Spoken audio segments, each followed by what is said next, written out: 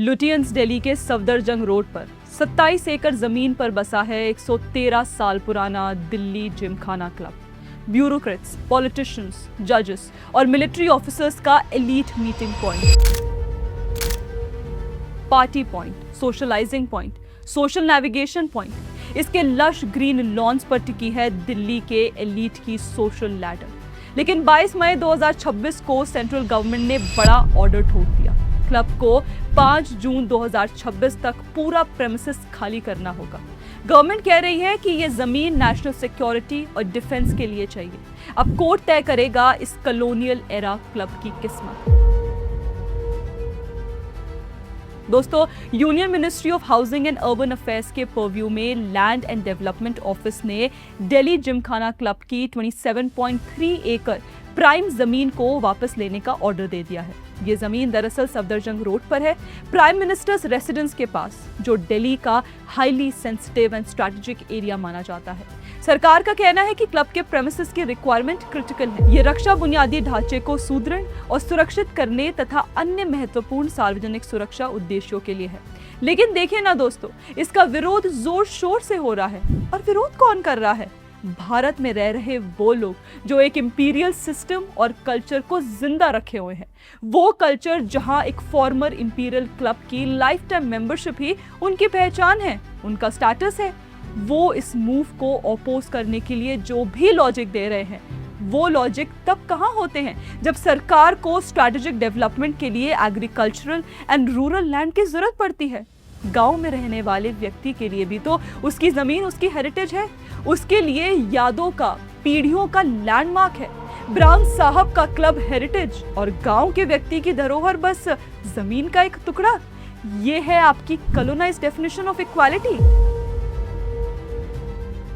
अरे श्रेया, ये वही कॉलोनाइज्ड वर्जन ऑफ इक्वालिटी है जिसमें भारत के आम आदमी को नीची नजर से देखा जाता था। यहाँ तक कि उन ब्राउन साहबों को भी जो आज़ादी से पहले दिल्ली के इस इंपीरियल क्लब तक पहुँच तो जाते थे, लेकिन वहाँ भी उन्हें अपना ब्राउन और कॉलोनाइज्ड होने का एहसास कराया जाता था। कैसी एलीट मेंटालिटी है श्रेया, जिसे इस कॉलोनाइज्ड मानसिकता के कंटिन्यूएशन से कोई परेशानी नहीं होती। एक व्यवस्था और सरकार के इस फैसले को रिजेक्ट करने या अपोज करने के बहाने अनेक हैं। जैसे ये क्लब दिल्ली में एक महत्वपूर्ण वास्तुशिल्प और सांस्कृतिक स्थल है, ये एक हेरिटेज स्ट्रक्चर है, ये एक संस्था है जो दिल्ली की इतिहास से गहराई से जुड़ी हुई है। राहुल गांधी इस क्लब के मेंबर हैं, इसलिए मोदी इस क्लब के पीछे पड़े हुए हैं। सरकार का ये एक्शन पॉलिटिकली मोटिवेटेड है, एडमिनिस्ट्रेटिव नहीं है, क्योंकि राहुल गांधी इसके मेंबर हैं। राशिद अल्वी तो ये तक कह रहे हैं कि Rahul Gandhi is member of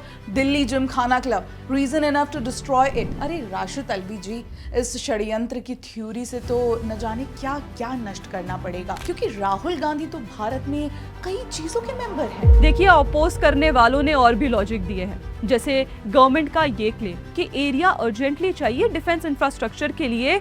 ये बिल्कुल गलत है।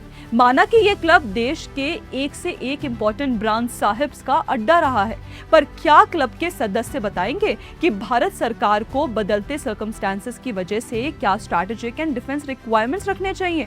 कुछ ने तो ये भी कह दिया है कि 600 एम्प्लॉयज की लाइवलीहुड्स पर असर होगा। 600 एम्प्लॉयज ब्राउन साहब के सोशल नेविगेशन के लिए, बाप रे।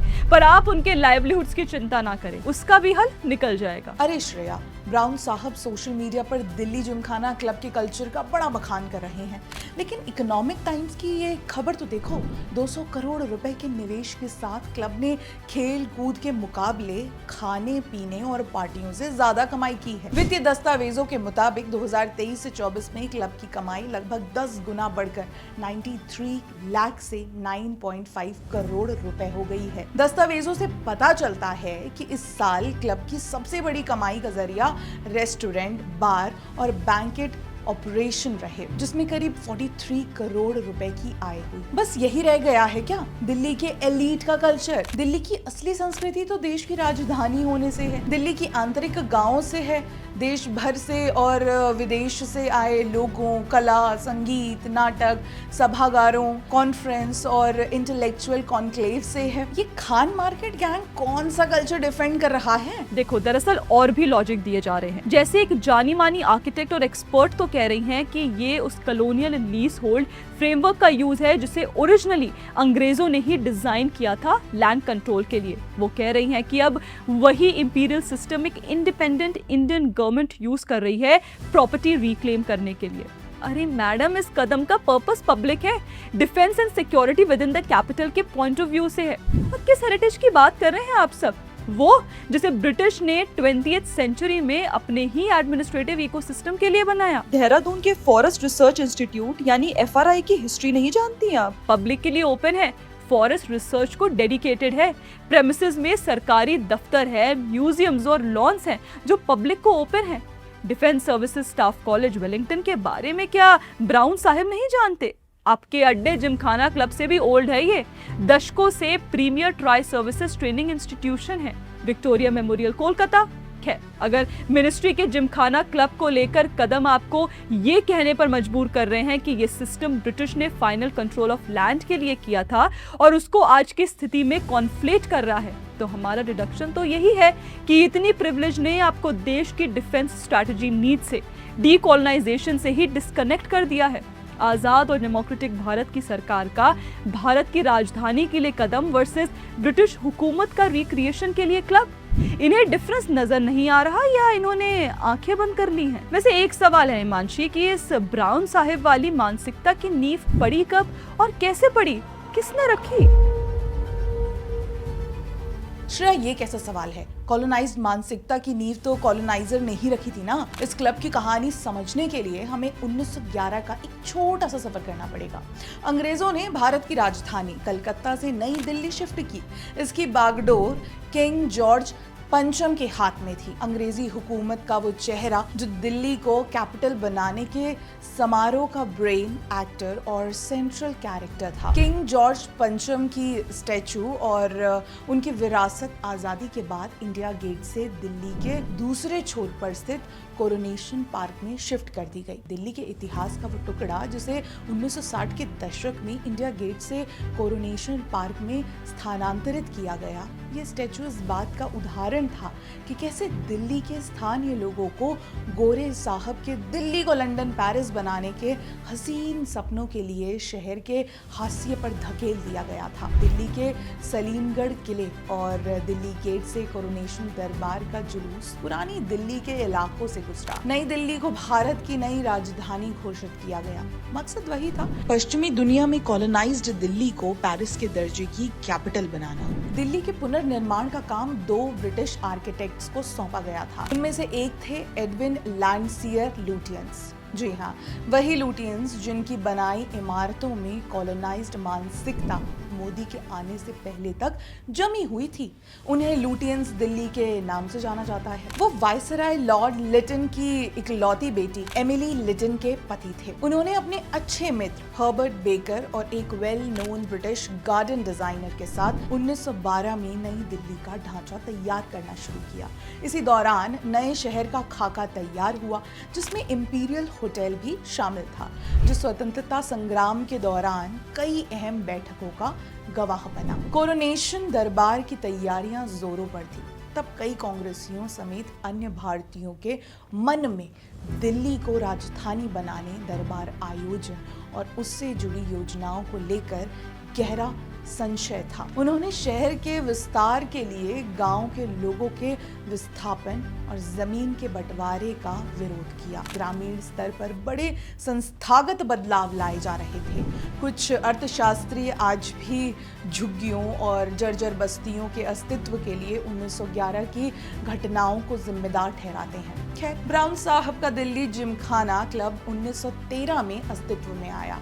पेरिस की तर्ज पर नई राजधानी बनाने के सपने थे। शहर का ढांचा लुटियंस तैयार कर रहे थे तो एलीट सोशल स्ट्रक्चर भी तैयार करना था। जब गोरे साहब ने इंपीरियल दिल्ली जिमखाना क्लब स्थापित किया सैन्य और प्रशासनिक वर्ग के लिए, तो जाहिर है कि इसमें राजे महाराजे भी शामिल थे। रिपोर्ट्स के अनुसार ग्वालियर, जयपुर, जोधपुर, कश्मीर, उदयपुर, किशनगढ़ के महाराजाओं और भोपाल के नवाब समेत कई रियासती शासक इसके संस्थापक आजीवन सदस्य थे। क्लब की मौजूदा बिल्डिंग का डिजाइन 1930 में तैयार हुआ था। रॉबर्ट टॉर रसेल जिन्होंने इसे डिजाइन किया, वो नेहरू हाउस 3 मूर्ति भवन के भी डिजाइनर थे। तो जिमखाना क्लब पर सरकार के फैसले को लेकर आप पीड़ा का अंदाजा लगा ही सकते हैं।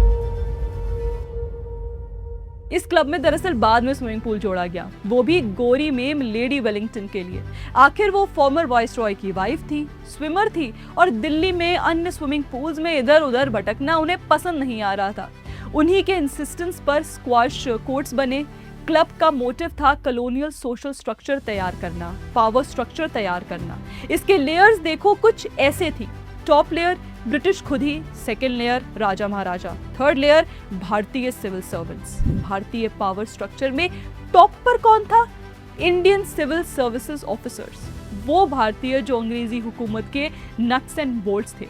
एक हार्ड एंट्रेंस टेस्ट क्रैक करके कॉलोनियल मशीनरी में स्मूथली फिट होना, एलीट लाइफ के तौर तरीके अच्छी तरह जानना, एटिकेट, ड्रिंक सर्विंग, गोरे साहब को ऑफेंड ना करने के लिए अपने खान पान को एडजस्ट कर लेना। रैकेट गेम्स खेलते खेलते ब्राउन साहब अपने करियर को मजबूत कर लेते थे। गोरे बॉसेस के बनाए क्लब्स में brown civil servants hand and eye movement के साथ साथ पोस्टिंग मूवमेंट्स भी क्यूरेट कर ही लेते थे।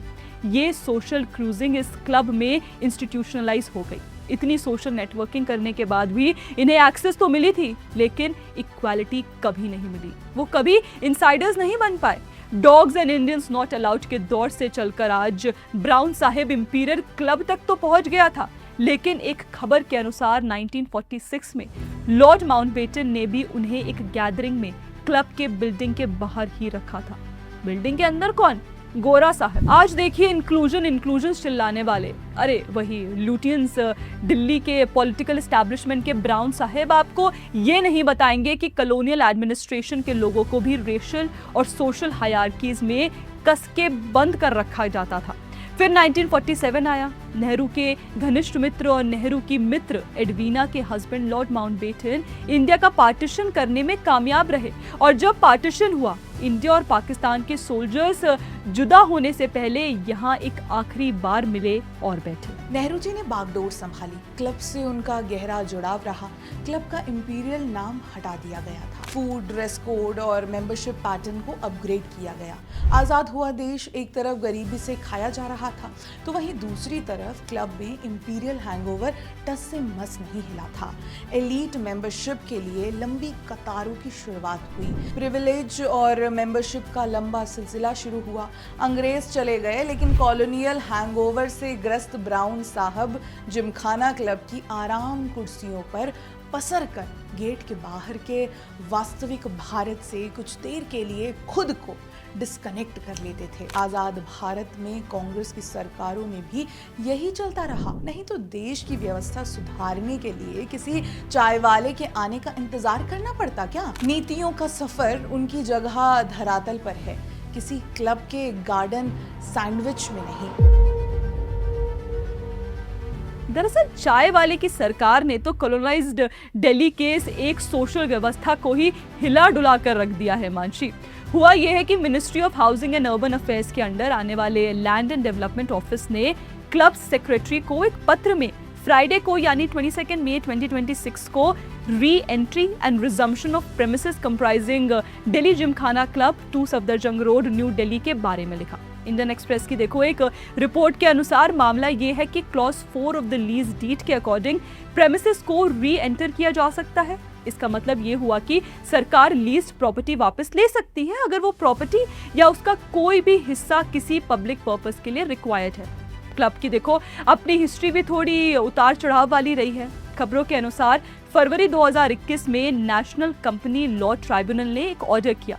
ऑर्डर था सस्पेंशन, वित्तीय और सदस्यता के कुप्रबंधन के आरोपों के चलते चुनी हुई क्लब समिति के निलंबन का आदेश। क्लब के सदस्य का मत है कि लैंड एंड डेवलपमेंट ऑफिस ने टेकओवर की बात कही है। 5 जून 2026 तक खाली करने का ऑर्डर दिया है। कोई एडवांस वार्निंग नहीं दी, कोई रीजन नहीं दिया, वायलेशन ऑफ लीज नहीं साइट की। ओनरशिप और लीज से रिलेटेड मामलों पर वो कोर्ट जाने को तैयार है। हम ये नहीं कह रहे कि किसी भी सरकारी कदम को हेरिटेज और सिविक पर्सपेक्टिव से ना देखा जाए, लेकिन जब आप दिल्ली का लैंडमार्क कहकर एक मूव को अपोज करते हैं तो एक सवाल उठता है, आपके लिए कॉलोनियल युग का लैंडमार्क ज़्यादा महत्वपूर्ण है या उस जगह पर सरकार जो स्थापित करना चाह रही है उसकी ज़रूरत को समझना ज़्यादा महत्वपूर्ण है? दिल्ली के एलीट के लिए तो और भी बहुत सारे लैंडमार्क्स मौजूद हैं, जैसे India international centre, India Islamic centre, India habitat centre और कई प्राइवेट क्लब्स। जब दिल्ली के अंदर बम ब्लास्ट होते हैं, अराजकता फैलती है, 26 जनवरी तक को नहीं छोड़ा जाता, तब आपकी नज़र में दिल्ली की हिस्टोरिकल इम्पोर्टेंस कहाँ चली जाती है? जिस व्यवस्था की नींव ही कॉलोनाइज्ड इंडिया में रखी गई हो, पीएम मोदी की डी कॉलोनाइजेशन प्रक्रिया में उसकी नींव को हिलाना ज़रूरी है। बदलते समय के साथ देश की ज़रूरतों के हिसाब से गुलामी की मानसिकता के चिन्हों को बदलना ज़रूरी है। देश की राजधानी के अंदर इस क्लब के मेंबर को क्लब फर्स्ट नहीं, इंडिया फर्स्ट की ज़रूरत समझनी होगी।